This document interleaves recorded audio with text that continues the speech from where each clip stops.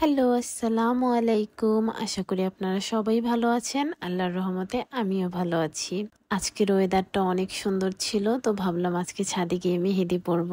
প্রথমে বলে রাখি, আমি নিজেও কোনো প্রফেশনাল মেহেন্দি আর্টিস্ট না। আমি নিজেও মেহেদি দেওয়া শিখছি। তো মেহেদি দিতে দিতে চলেন আজকে আমি আমার একটা ছোটবেলার স্টোরি শেয়ার করি।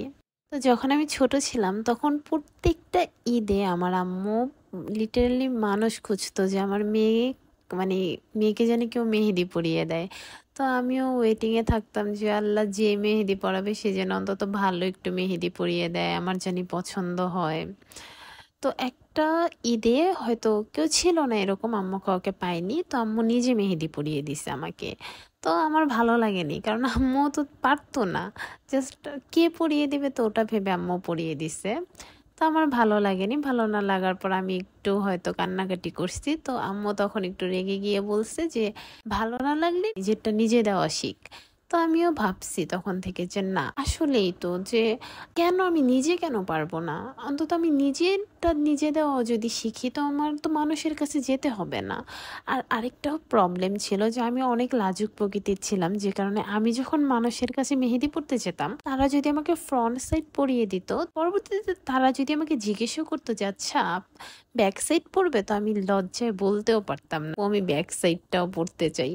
তারপর এরকম নিজে নিজে ট্রাই করলাম, ট্রাই করার পর দেখি যে না, নিজেরটা নিজে অন্তত দিতে পারি। মানে মানুষকে তেমন ভাবে না দিয়ে দিতে পারলেও নিজেরটা নিজে দিতে পারি, অন্তত কারো কাছে এখন আর যেতে হয় না মেহেদি দেওয়ার জন্য। তো এইটাই আসলে, চেষ্টা করলে সবই পারা যায়, না চেষ্টা করলে মনে হয় যে না আসলে আমি পারি না, কোনো কিছুই পারি না, একটা ভয় কাজ করে। জীবনটাই এমন যে প্রত্যেকটা জিনিসে আসলে চেষ্টা করতে হয়, চেষ্টা করলেই ইনশাল্লাহ সামনে আগানো যায়।